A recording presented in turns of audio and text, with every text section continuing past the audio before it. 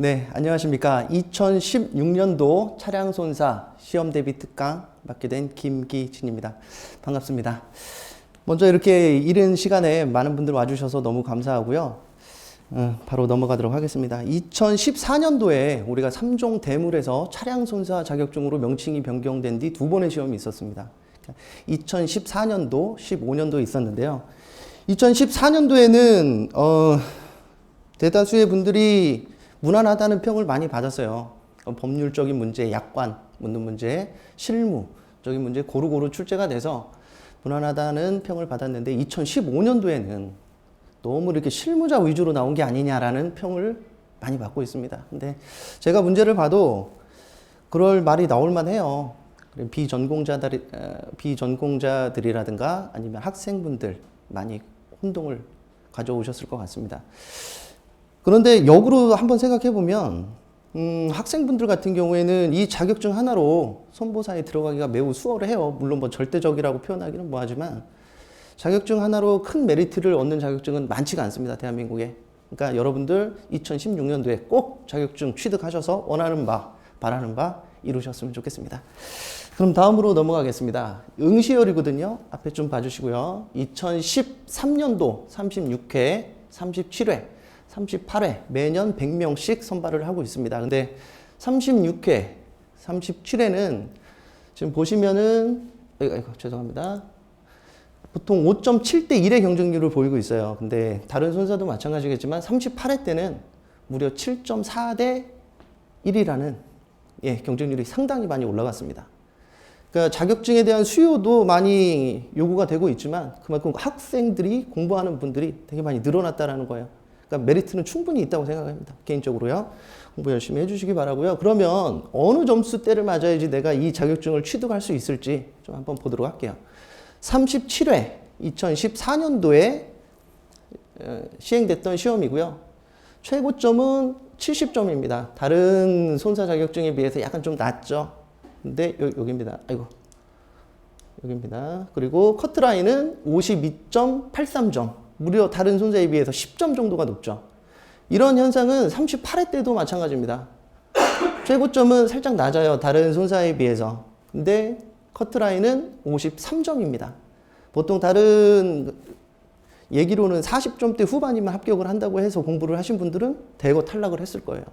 그러니까 깊이도 깊이지만 광범위하게 공부를 하셔야 됩니다. 다음은 신문 기사를 하나 보도록 하겠습니다. 2015년도 1월 10일 경기도 의정부 대봉 그린아파트 화재 사건인데요. 많이 기억을 하실 거예요. 그 팔로티층에서 아저씨가 오토바이 kit박스에다 라이터로 가열을 하다가 이게 전소가 돼서 연소가 돼가지고 건물에 불이 붙어서 많은 인명피해, 재산피해를 야기를 했습니다. 이 사건이 그 세월호 사건과 같이 해서 안전불감증 해서 뭐 이렇게 사회적으로 이슈가 되게 크게 됐던 사건이에요. 상반기 때. 근데 이 문제가 2015년도 1번 문제로 출제가 됐습니다. 이 사건이요. 제가 한번 읽어볼게요. 2015년 1번 문제 20점짜리로 출제가 됐고요. 아파트 지하 주차장에서 시동을 켜고 정차 중 엔진 과열로 화재가 발생되었다. 차량이 전소되고 이로 인해서 내부 시설이 연소되고 때마침 스프링클러 고장으로 그 손해가 확대되었다. 손해배상 책임에 대해서 서술하시오. 시사적인 문제거든요. 이 문제가 딱 맞죠. 여기 보시면은 뭐 도어 클러치를 미설치했다. 그죠? 스프링클러 고장 났다. 신문 기사 하나를 그냥 문제로 통째로 내버린 케이스입니다. 무려 20점짜리로. 그러니까 공부를 하실 때 그냥 손해사정사 공부가 그렇다고 그러더라고요. 교재 싸들고 절간 들어가서 하는 공부가 아니고 나와서 여러 사람과 이야기하면서 준비하는 시험 자격증이다. 그러니까 귀 닫고 이렇게 공부하실 필요 없이 혼자 공부하실 필요 없이 많은 얘기를 하셔야 돼요. 옆에 동료분들이라든가 같이 준비하시는 분들 얘기하시면 충분히 이런 문제들 대비하실 수 있을 것 같습니다. 그러면 2014년도, 15년도 기출문제 유형에 대해서 좀 알아볼게요. 먼저 모든 자격증에 손해사정사 자격증, 다른 자격증 갖고 계신 분도 계신데 모든 첫 번째 나오는 게 법입니다. 그러니까 우리는 민법, 교통사고, 처리특례법, 도로교통법이 제일 주를 이루겠죠. 그런 법에 대한 문제를 묻는 문제가 2년 동안 꾸준히 출제가 됐고요. 2015년도 방금 전 그 기사를 봤던 실화 책임과 과실상계, 손해배상 책임에 대해서 논하는 게 20점짜리로 출제가 됐습니다. 그리고 14년도에는 민법상 불법행위 책임, 통상손해와 특별손해를 묻는 문제가 출제가 됐고요. 공불사고 시, 공동불법행위 사고 시 대위권에 대해서 묻는 문제가 20점짜리로 출제가 됐습니다. 14년도에는 아까 말씀드렸듯이 약간 좀 무난하다는 평을 받았다는 게 이 법률 문제를 묻는 문제가 40점으로 배점돼가지고 학생들한테도 이렇게 불리한 평을 받지는 않았어요. 근데 15년도에는 20점짜리 하나 나오고 좀 이따 하겠지만 4번 항목이 무려 배점이 높았습니다. 그래서 실무자들한테 유리했다는 평을 받고 있는 것 같아요. 두 번째는 약관 문제인데요. 우리 흔히 약관 갖고 계시지 않습니까? 뭐 이렇게 그냥 넘겨줄 수 있는데 이제 그거를 중점적으로 읽어보시고 이해하시고 암기를 하셔야 돼요. 이제 그 부분 2년 동안 출제가 됐습니다. 계속 꾸준히. 2015년도 타차담보특약의 보상책임 요건과 피보험자의 범위 및 보상하지 않는 손해 10점 약술 문제가 나왔고요. 타차담보특약을 통째로 묻는 문제입니다. 이런 문제들은. 그러니까 다 알고 계셨어야죠. 두 번째 14년도 보험기간의 원칙과 예외 및 보험금 계산 문제. 실질적으로 이 자동차 보험 차량 손사에서 계산 문제는 그렇게 많이 나오지는 않습니다. 나온다 하더라도 어렵진 않아요. 그러니까 충분히 계산을 하실 수 있어요. 계산기 없이도요. 그러니까 너무 부담감 갖지 마시고요. 계산 문제 나온다 하더라도 충분히 다 계산기 없이 하실 수 있으니까 마음 편하게 생각하시면 됩니다. 그리고 보험금 지급 기준인데요. 이 부분은 내년에도 상당 부분 많이 나올 것 같아요. 다른 이슈 문제와 비교를 했을 때 이따 다음 장에서 할 건데 이 부분도 계속 꾸준히 출제가 될 겁니다. 2015년도에는 인양 및 견인비 인정 기준 10점짜리 나왔고요. 14년도에는 교환가액 인정 기준 및 비용 인정 범위 해서 무려 20점짜리 출제가 됐어요. 그리고 부품의 교환 기준, 부품의 종류, 약관상, 친환경 부품에 대해서 또 20점 나왔습니다. 요즘 부품 교환 기준 경미한 사고임에도 불구하고 교환하시는 분들이 많아요. 이런 거 이슈 관련해서 연관돼서 문제가 분명히 나올 겁니다. 그러니까 이런 것들 신경 써서 보셔야 되고요. 그다음 아까 말씀드렸듯이 사고 해석 및 사고 조사 이 부분에 배점이 높으면 실무자들한테 유리하다는 평이 나와요. 상대적으로 실무하지 않으신 분들은 읽어도 사실상 잘 모릅니다. 이 부분. 내가 어떻게 사고 조사를 해야 되고 사고 해석을 해야 되는지. 근데 교재 보시면 모든 교재들이 마찬가지겠지만 충분히 그 기술을 해놔요. 근데 이해를 단지 못할 뿐입니다. 몸에 안 와닿을 뿐이니까 이런 부분들을 하실 때 좀 내가 진짜 실무자처럼 내가 형사처럼 조사를 하는 그런 마인드가 필요하겠죠. 2015년도에 혼유사고 조사 자기 차량 손해의 보상 처리 여부 해서 20점짜리 출제가 됐고요. 포트홀 생성 원인, 사고, 조사, 요령, 손상 형태, 보상 처리 과정 20점짜리 배점이 됐습니다. 근데 포트홀의 생성 원인, 약간 좀 손해사정사하고 좀 동떨어진 내용이죠. 생성 원인을 논한다. 우리가 필요한지 모르겠어요. 사실상 이 문제는. 그리고 14년도 운전자 바꿔치기, 보험 모럴사고죠. 모럴사고에 대한 것도 꾸준히 관심을 갖고 보셔야 됩니다. 그리고 기타 사항으로 2015년도에 대체부품 인증제도 요거와 관련해 가지고 아직 안 나온 게 자기인증제도가 아직 안 나왔어요. 자기인증제도. 그러니까 제조사가 제조를 하고 사후 관리까지 하는 제도거든요. 근데 아마 이제 그 부분 남았으니까 관심 있게 좀 보시고요. 그리고 리스 차량의 종류와 피보험 자동차 선정 방법 및 질권 설정, 차량의 보험금 지급 시 유의사항. 요즘 도로 다니다 보면은 렌트 차량들은 엄청 많죠. 번호도 되게 많이 늘어났어요. 옛날에는 하자 쓰면은 렌트라고 그랬는데 요즘은 호자, 허자까지도 늘어났습니다. 그죠? 하허호 해가지고 새 차량들이 이제 다 렌트 차량 및 리스 차량들인데 그런 거 보험금 지급을 할 때 전손 사고 시 아니면 그냥 수리 시 어떻게 지급을 하냐.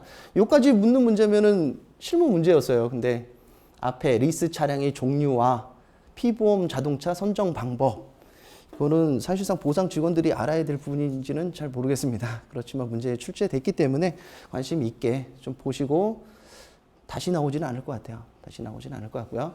2014년도에는 도장 작업 시 결함의 종류에서 10점짜리 문제가 나왔는데 도장, 판금, 용접 뭐 이런 것들 있죠. 이런 것들은 구조 쪽에서 나와도 문제가 없는 문제들입니다. 그러니까 어느 쪽에서든 나올 수 있으니까 뭐 이론과 실무 쪽에서 나왔다 그래서 당황하지 마시고 예, 나오니까 써야 되겠다 이렇게 생각하시고 준비를 하시면 돼요. 그러니까 당황하실 필요 없습니다. 다음은 제가 금융감독원 보도자료를 제가 스크랩을 해왔는데요. 좀 읽어보실까요? 12월 4일자 보도자료입니다. 쭉 보시면 제목에 자동차 사고 과실 비율 분쟁 예방 방안 추진 이렇게 되어 있습니다.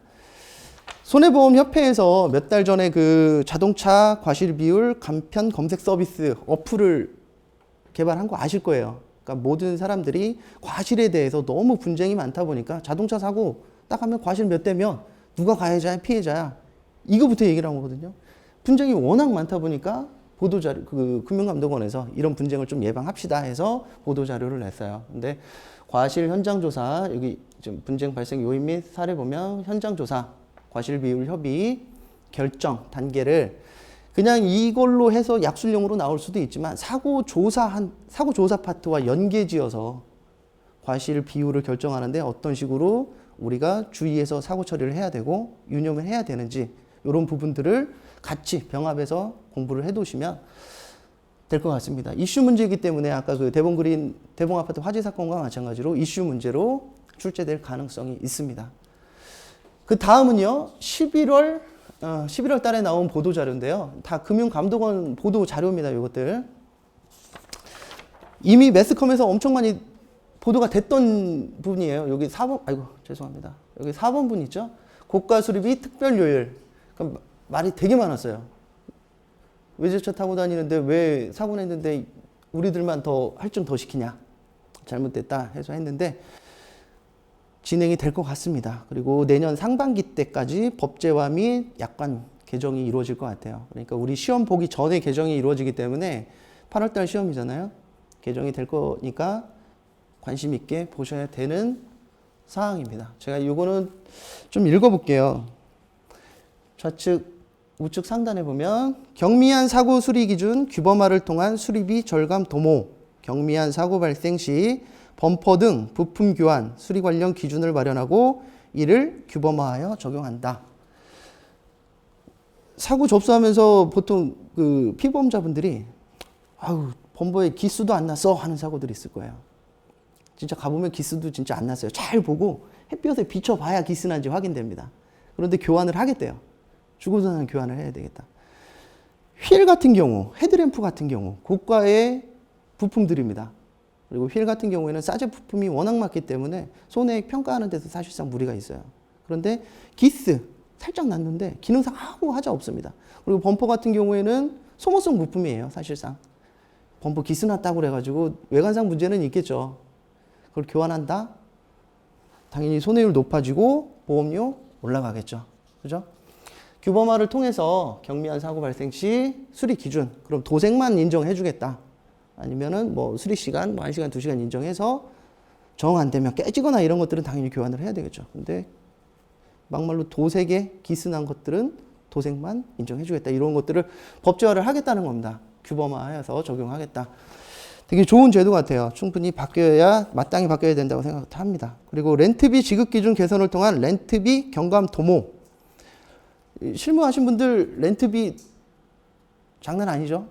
네, 아직 뭐 이렇게 바뀌었다고 하지만 뼛속까지 아직 바뀌지는 않았어요. 아직도 예, 분쟁들이 많이 발생이 되고 있습니다. 그런데 문제는 외제 차량 같은 경우 뭐 벤츠 2000년식, 뭐 99년식 사고 났는데 렌트비는 똑같아요. 지금 현재 그 신형 벤츠랑 렌트비는 똑같이 나갑니다. 당연히 문제가 있죠. 이런 것들을 개선을 하자 그래서 렌트비는 지금 동종의 차량을 지금 현재는 동종의 차량을 대여를 해주고 있잖아요. 그죠? 제조회사, 사용 방법, 배기량, 연식까지 비슷한 걸 해주는데 동급의 차량이라고 그러면 뭐냐? 여기 밑에 써놨죠. 배기량 및 연식이 유사한 차량을 의미한다. 그러니까 국내 차량으로 바꿔줘도 이제 사실상 괜찮다는 겁니다. 외제 차량과 국내 차량 렌트비 상당히 많이 차이 납니다. 수배에서 수배 정도까지 차이가 나니까 렌트비 많이 절감이 될 거라고 생각이 돼요. 그리고 렌트 관련해서 기산점이 불명확하다. 약관에는 수리기간 30일 한도로 인정합니다. 이렇게 돼 있거든요. 근데 언제부터 인정해 줄 거냐. 서비스 센터 지금 뭐 범퍼 하나, 뒷범퍼 하나 교환하러 들어가면요. 2주, 3주 기다리는 건 예사일도 아니에요. 그러면은 수리비 100만 원 나오는데 렌트비가 300만 원씩 나오는 경우들도 있습니다. 문제가 충분히 있죠. 차를, 속된 말로 그래요. 차를 하나 사주자. 이런 얘기도 있어요. 근데 현재 분명히 문제가 있는 부분입니다. 그래서 어떻게 해야 되냐. 정비업자에게 차량을 인도하여 수리가 완료되는 시점까지, 여기까지 하면 아까 뭐 AS 들어간 거랑 똑같은데 뒤에 단서가 붙었죠. 통상의 수리 기간을 인정하겠다. 이제 통상의 수리 기간을 정하는데 좀 문제가 있겠지만 이제 규범화를 시킬 겁니다. 그리고 세 번째, 미수선 수리비 지급 관행 개선을 통한 부당한 보험금 누수 억제. 대물 배상 같은 경우에는 렌트비라든가 이런 기타 손해가 발생이 되기 때문에 미수선 수리비 해줘도 실익은 있어요. 보험회사 입장에서. 근데 자기 차량 손해 같은 경우에는 수리를 안 하고 있다가 나중에 다른 사고 나면 엎어씌우기를 해요. 그러니까 이중으로 지급되는 거죠. 이런 걸 방지하겠다는 겁니다. 그리고 상대방한테 대물로 보상 처리를 받아요. 예, 똑같은 얘기네요. 받고 안 고치고 있다가 또 자기 차량 손해로 또 접수해서 이중 취득하는 경우도 발생이 되고, 이런 것들을 방지하자. 그래서 시스템을 구축을 하고요. 그리고 자기 차량 손해에 대해서는 폐지하는 방법을 추진을 하고 있습니다. 그리고 아까 4번은 자기 차량 손해담보에서 고가 수리비 할증 요율을 신설을 합니다. 이런 것들을 종합적으로 볼 때 2016년도 이슈 문제 충분히 검토를 하셔야 되고요. 이런 부분들 보도자료 충분히 보셔야 됩니다. 문제가 전 범위에 걸쳐 고루 출제되고 있습니다. 어느 부분에서 특정하게 문제가 출제되는 것보다 우리가 이제 교재를 보면 교재 전 범위에서 나온다고 보셔야 돼요. 어느 하나 소홀하게 보실, 이제 그렇게 하시면 안 됩니다. 그리고 이슈 문제가 꾸준히 출제되고 있어서 말씀드렸듯이 지속적인 관심이 필요하고요. 단순히 한 가지를 묻는 문제에서 복합적으로 묻는 문제가 출제가 되고 있기 때문에 한 곳 순서대로 보는 것도 중요하지만 앞에 보았다가 관련 있는 부분 뒤쪽에 있다 그러면 같이 보셔야 돼요. 그런 공부 방법이 좀 필요합니다. 네, 그럼 학습 순서 말씀드리겠습니다. 1월 2일부터 이제 개강해서 시작을 할 건데요. 처음부터 법 얘기하면 되게 많이 힘들 거예요. 그래서 저는 요구 사고 조사 및 유형을 첫 번째로 빼고요. 우리가 이제 쉽게 다가올 수 있는 부분을 먼저 하고, 그 다음에 민법상 불법행위 책임, 교통사고 처리 특례법, 도로교통법을 공부를 할 겁니다. 근데 여기 지금 자동차 손해배상 보장법이 빠졌네 하시는 분 계실 거예요. 대물배상, 차량 손해에서는 자동차 손해배상 보장법은 잊으셔야 됩니다. 우리는 운행자 책임을 따지지 않아요. 민법상 불법행위 책임만 따집니다. 그렇기 때문에 운행자 책임 어렵잖아요. 잊으시기 바랍니다. 잊으시고 민법상 교통사고 처리특례법, 도로교통법 위주로 공부를 하시면 됩니다. 그리고 자동차 보험 계약 일반, 보험 계약의 성립, 계약 당사자의 의무와 권리 등, 그리고 보험금 또는 손해배상의 청구, 보험금을 어떻게 청구하고 피해자 직접 청구권은 어떻게 해야 되는지 공부를 할 거고요. 대물배상, 약관 기준 및 지급 기준과 보험금 산정, 과실상계, 특수사고. 뭐 보면은 어려울 것 같은데 어렵지 않습니다. 자기 차량 손해, 약관 기준, 손해 결정과 보험금 계산 방법, 또 특수사고를 할 거고요. 특별 약관, 운전 가능자에 대한 제한 확대, 보상 확대, 자동차 취급업자까지 할 거고요. 말씀드렸듯이 처음에는 사고 조사 및 유형, 주요 사고 조사에 대한 유형에 대해서 공부를 할 겁니다. 이 학습 순서대로 진행을 할 거고요. 6주 정도 예상을 하고 시간이 모자라는 경우에는 여기 1차 보시는 분들 계십니까? 1차 보시는 분들은 1차 준비를 먼저 하셔야 되겠죠. 1차 준비를 하시고 병행해서 같이 준비를 하셔야 됩니다. 어느 하나 2차 준비 열심히 해놨는데 1차에 떨어지면 또 1년 기다려야 되잖아요. 그러니까 1차도 소홀히 하시면 안 됩니다. 자, 그 다음에 자동차 구조 및 정비 이론과 실무로 넘어갈게요. 기출문제 쭉 나왔는데요. 보시면은 여기 비전공자들이 많기 때문에 좀 어려우실 수 있습니다. 2015년도에는 자동차 셰시를 묻는 문제. 자동차는 바디하고 셰시로 이루어지거든요. 바디는 뭘까요? 자동차의 골격을 얘기합니다. 골격을 얘기하고 이제 거기에 붙어 있는 것들을 셰시라 그래요. 우리 알루미늄 셰시 이런 거 아니고 예, 다른 내용입니다. 그럼 셰시에는 뭐가 있을까요? 엔진이 있겠죠, 엔진. 그리고 엔진을 힘을 변속해주는 변속기가 있을 테고, 동력 전달 장치, 그리고 뭐가 있죠? 현가 장치, 조향 장치, 제동 장치 이런 것들이 있는데 그런 거를 묻는 문제들이 계속 꾸준히 출제가 되고 있어요. 그죠? 바디에는 사실상 할 게 별로 없습니다. 물론 그리고 기출 문제에서 바디에 대한 문제가 이미 여러 번 출제가 됐고요. 그러니까 셰시를 중점적으로 공부를 하셔야 되는데 이 부분이 너무 방대합니다. 예. 한번 볼게요. 차동 제한 장치, LSD 용어 설명 4점.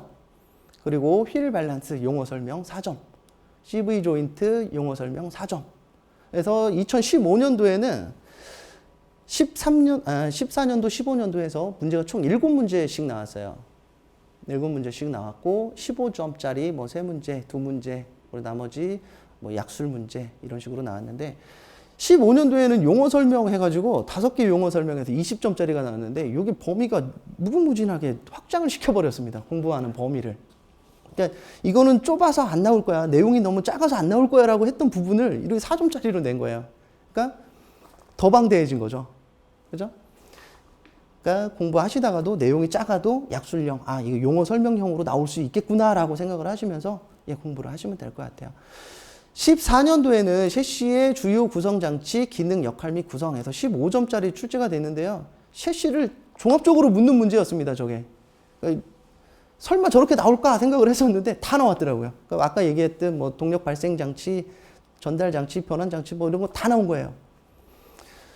그리고 엔진 과열 및 원인, 약간 좀 정비적인 문제인데 이해를 하시면 충분히 푸실 수 있는 문제입니다. 이제 저랑 같이 수업을 하시면 이런 문제 때문에 엔진이 과열이 되는구나, 냉각이 되는구나, 뭐 이해를 하실 거예요. TPMS, 타이어 프레셔 모니터링 시스템, 2013년도에 법제화가 됐습니다. 저게 타이어 경고압 시스템이라 그래서 운전자가 바람이 왼쪽 앞바퀴가 빠졌구나, 대형 사고로 이루어질 수 있죠. 고속도로 같은 경우에는 타이어 공기압 때문에. 그러니까 법제화를 통해서 안전을 확보를 한 건데요. 13년도에 법제화 됐다 보니까 13년도에 안 나오고 14년도에 나왔습니다. 이 부분. 계속 꾸준히 이 구조 쪽에서도 이슈 문제가 나오는 거예요. 그죠? 관심 있게 보셔야 됩니다. 그리고 강조하고 싶은 부분이 2번 문제인데요. 배기가스. 지금 현재도 지금 이슈가 계속 되고 있죠. 폭스바겐사.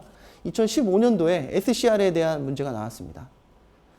그리고 OBD2 시스템에 대해서 나왔고요. 14년도에도 배기가스가 인체에 미치는 영향이라고 나왔는데 이 문제 다시 한번 강조해도 부족하지 않습니다.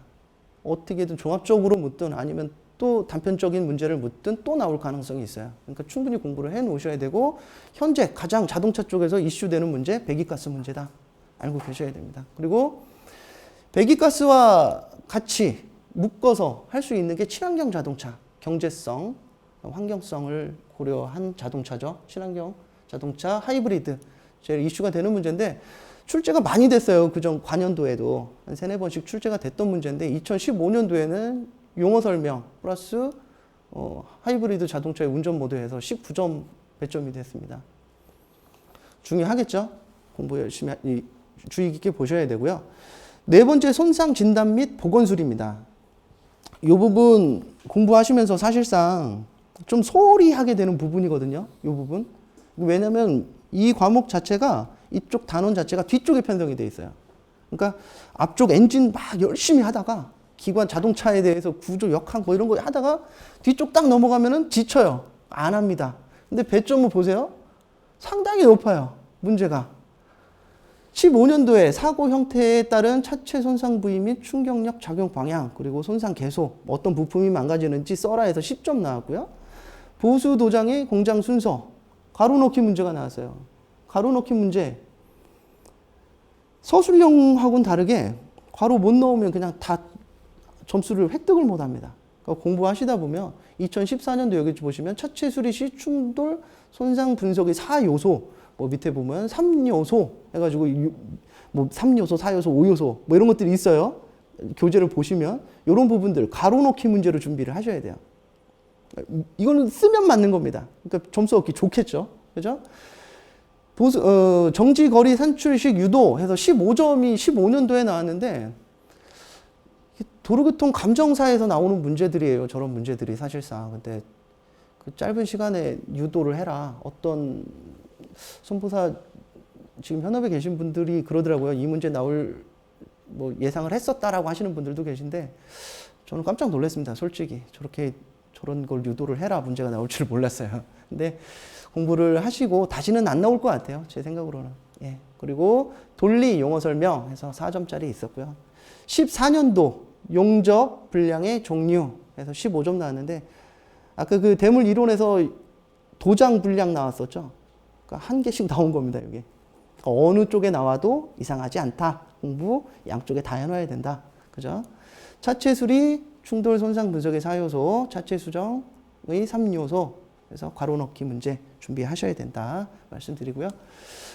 다음 또 기사 하나 보겠습니다. 폭스바겐사, 방금 전에 얘기했던 폭스바겐 배출가스 정화장치 결함 감추려 했나? 뭐 관심 있게 보신 분들 이거 뉴스 기사입니다. 신문 기사 스크랩한 건데 EGR에서 배기가스 재순환 장치예요. 저게 배기가스를 나가는 거를 그냥 배출하면은 거기에 녹스라 그래가지고 질소산화물이 많이 나가요. 이거 뭐 문제가 되겠죠? 인체에도 문제가 되고 환경적인 문제도 되니까 이거를 엔진실로 다시 보내요. 연소실로. 그래서 배기가스 온도를 낮춰서 질소산화물을 감소하는 장치인데 폭스바겐사에서 EGR을 그 성능 테스트 할 때 켜놨다가 나오면서 이제 끈 거죠. 그죠? 폭스바겐 하면은 뭐가 제일 유명하죠? 경유차. 연비 좋다. 그죠? 근데 알고 봤더니 조작된 거예요. EGR이 아직 안 나왔습니다. 그리고 중요한 건. 아직 출제가 안 됐는데 내년에 출제 핀도 물론 뭐 안 낼 수도 있어요. 근데 출제 가능성 매우 높습니다. 그리고 여기 보면 질소산화물 모으는 LNT. 아직 안 나왔습니다. 질소산화물 저감 장치인데요. 아직 안 나왔어요. 이것도. SCR이 올해 나왔기 때문에 내년에 충분히 나올 가능성이 있고요. 같이 연계해서 공부해 놓으셔야 됩니다. 그러면 차량 손사 구조는 어떻게 준비해야 되냐? 최근 이슈가 되고 있는 배기가스 관련 장치에 대한 정리가 종합적으로 돼야 됩니다. 단편 묻는 문제는 그동안 많이 출제가 됐어요. 하나하나씩 묻는 문제는 됐는데 이거를 종합적으로 묻는 문제는 아직 안 나왔습니다. 네, 나올 가능성이 있고요. 안전장치에 대한 문제가 꾸준히 출제되고 있으므로 최신 기술에 대한 관심이 필요하다. 그리고 계속 자동차는 산업이 발전이 되고 있습니다. 운전자, 그리고 보행자, 그죠? 승객들 안전을 위해서 그런 편의 장치들이 계속 발전이 되고 있는데 그런 류의 문제가 출제 가능성이 많습니다. 그리고 전자제어 및 공학적 측면 문제 출제 빈도가 높습니다. 마찬가지로. 그러니까 기본을 묻는 문제죠. 그리고 전자제어는 뗄래야 뗄 수 없어요. 현재 그 자동차 공학에서 모든 거는 다 전자제어로 이루어진다고 생각하시면 돼요. 근데 어렵지 않습니다. 같이 뭐 저도 준비를 하면서 많이 봐왔는데 한번 외워놓으면 끝까지 가요. 그리고 여기서 썼던 것이 나중에 또 씁니다. 그러니까 그런 것들 너무 어렵게 생각하지 마시고 천천히 하시면 되고요. 보건수리 및 견적기법, 손상진단 문제가 다수 출제되고 이런 것들은 아까 말씀드렸듯이 소홀히 할 수 있습니다. 이 파트. 그러니까 관심 잊지 마시고 끝까지 관심 갖고 공부를 하셔야 될 것 같아요. 학습 순서는요. 자동차란 해서 이제 기본적인 원리 자동차의 정의, 분류, 재원 등을 묻는 문제 묻는 순서로 할 거고요. 자동차의 구성, 바디, 셰시, 동력 발생 장치, 동력 전달, 현가, 조향, 제동, 공조, 기타, 안전 및 편의 장치, 등화 장치 등을 공부를 할 거고 친환경 자동차, 그다음에 손상 진단 및 보건 수리, 보수 도장 기법, 견적 기법까지 공부하는 걸로 해서 기본 강의는 이걸로 마칠 걸로 마치도록 할 겁니다. 그럼 커리큘럼은 어떻게 되냐? 1, 2월 달에는 기본 강의를 할 겁니다. 약간 좀 광범위하게. 그리고 많은 모든 거를 좀 다뤄줄 거예요. 기본 강의 때는. 왜냐하면 아까 말씀드렸듯이 깊이도 깊이지만 범위가 워낙 많이 늘어났다 보니까 어느 하나 소홀히 할 수가 없습니다. 그러니까 좀 넓게 하고요. 1차 준비하시는 분들은 3, 4월 달 집중적으로 공부를 하시고 계약법이 특히 어렵지 않습니까? 그러면 이 교수님, 다른 교수님들한테 또 이제 상담하셔가지고 1차 준비 철저히 하셔야 되고요. 그리고 5, 6월 달은 심화 과정 및 문제풀이. 요거는 어떤 식으로 문제가 나올 거고, 그 문제를, 한 문제를 제시를 하고, 그 문제에 대한 세부적으로 들어갈 거예요. 그거를 한 6주 정도 진행을 할 거고요. 어떤 식으로 문제를 풀어야 된다라고 진행을 할 겁니다. 실질적인 이제 답안 작성 과정을 배우게 되는 겁니다. 그리고 7, 8월 달에는요, 실질적으로 모의고사를 진행을 할 건데, 다른 거는 인터넷 강의를 들으셔도 큰 무방합니다. 저는 개인적으로. 인터넷 강의 들으셔도 되는데, 7, 8월 거는 무조건 와서 오프라인 강의를 좀 들으셨으면 좋겠어요. 예. 직접 써보는 거하고 안 써보는 거하고 다릅니다. 이거 다른 분들 시험 보신 분들 아시겠지만 저도 에피소드 하나 얘기하면 저 시험 보는데 끝나고 나서 맨 뒷자리에 계신 여자분이 막 울고 계신 거예요. 뒷장에 문제 있는 걸 안 본 거예요. 그러니까 앞장에 5문제만 풀고 2문제는 못 푸셨어요, 그분. 떨어졌겠죠, 분명히. 2문제를 못 풀었는데. 이런 연습들 분명히 하셔야 돼요. 이거 집에서 혼자 못 합니다. 물론 뭐 의지가 강해서 하실 분들 계실 수 있는데 그렇게 안 되더라고요, 사람이라서. 그러니까 7, 8월 때 모의고사는 필히 오셔서 오프라인 강의를 들으셨으면 좋겠습니다. 그리고 시험 공부는 이렇게 하세요. 해서 제가 5개를 좀 잘랐는데요. 좀 외우지 말고 이해하기. 외우다 보면 이거 1월 달에 외운 거 4월 달에 가서 물어보면 100% 모릅니다.